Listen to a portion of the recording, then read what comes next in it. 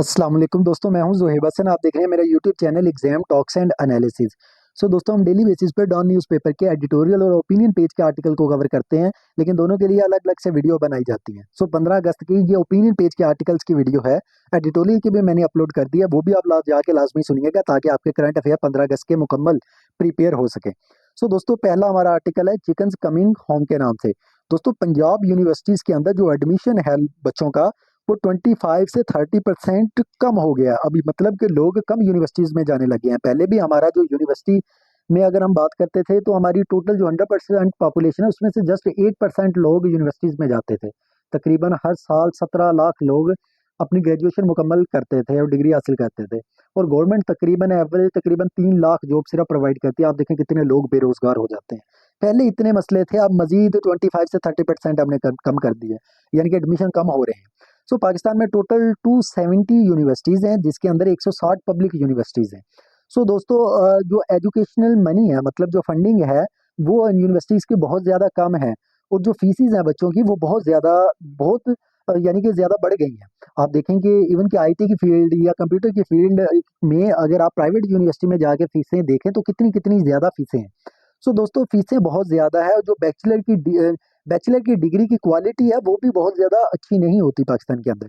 University जो है दोस्तों, वो नए प्रोग्राम तो स्टार्ट कर रहे हैं, लेकिन उसके पीछे प्लानिंग कोई नहीं है। टीचर जो है वो रिसर्च पे कुछ ना कुछ फोकस तो करते हैं, लेकिन टीचिंग लेवल को इम्प्रूव नहीं करते। अब जो पेरेंट्स है या स्टूडेंट्स हैं दोस्तों, जस्ट वो लोग उन डिग्रीज की तरफ जाते हैं जो डिग्रीज उन्हें अच्छी जॉब्स प्रोवाइड करें या अच्छी इनकम प्रोवाइड करें। आप देखें जो जिन वो ऐसी जॉब्स है जिनके जिनके पैसे कम मिलते हैं उन्हें, वो इनकी तरफ जाते ही नहीं है। ये जिनकी जॉब्स कम होती हैं उनकी तरफ जाते ही नहीं है। गवर्नमेंट को इस चीज़ को इम्प्रूव करने की ज़रूरत है राइटर के मुताबिक। अब कंप्यूटर साइंस की बात करें, आईटी की बात करें या एआई डिग्री की बात करें, ये बहुत ज़्यादा पॉपुलर है आज हमारे यहाँ। कुछ लोग जो है दोस्तों, वो शॉर्ट कोर्सेज जो हैं उसको भी चूज़ करते हैं, बजाय इसके कि वो 4 साल की बीएस लेवल की कोई भी डिग्री करना चाहे। गवर्नमेंट को अब राइटर ये कहता है कि एजुकेशन की क्वालिटी को इम्प्रूव करने की ज़रूरत है, और जो सिस्टम इस टाइम रन कर रहे हैं उसे रिव्यू करने की ज़रूरत है, ताकि एजुकेशन जो है ये हमारी जो पॉपुलेशन है उसका मुस्तकबिल बदल सकती है। इसकी तरफ हमें जाना चाहिए।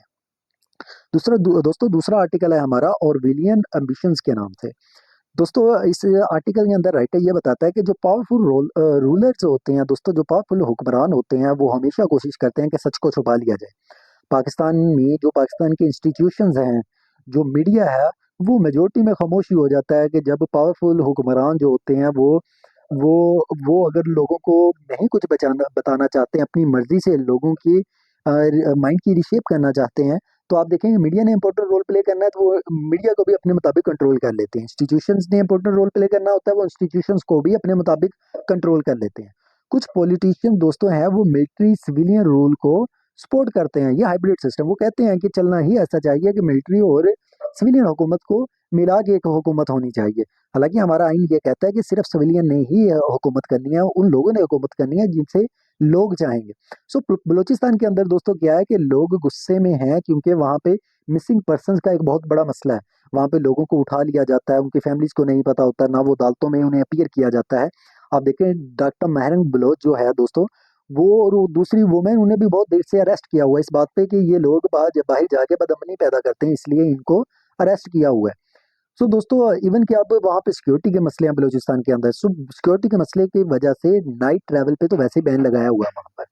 Human right commission of Pakistan जो है वो ये कहता है कि आपको आर्मी के कंट्रोल को रिमूव करने की ज़रूरत है अगर आप चाहते हैं कि आपके मुल्क की तरक्की हो, और लोकल जो है बलूचिस्तान के, उनके साथ बात करने की ज़रूरत है। आप अगर बलूचिस्तान में जाते हैं, वहाँ पे सिक्योरिटी का एक बहुत बड़ा मसला है। वहाँ पे जगह जगह चेक पॉइंट्स लगे हुए हैं, ताकि यानी कि आर्मी के वहाँ पर कंट्रोल है प्रॉपर, तो सिक्योरिटी सिचुएशन की वजह से। दोस्तों, इसके अलावा आप देखें मिसिंग पर्सन का जो केसेस हैं, human rights commission of Pakistan है उनके मुताबिक ये जो मिसिंग पर्सन है इसका मसला हल होना चाहिए फौरी, और फ्री एंड फेयर इलेक्शंस होने चाहिए, क्योंकि जब इलेक्शन फ्री एंड फेयर नहीं होते तो फिर लोग डेमोक्रेसी की तरफ नहीं जाएंगे, फिर लोग इलीगल वेज की तरफ जाएंगे, वो हमें सूट नहीं करता।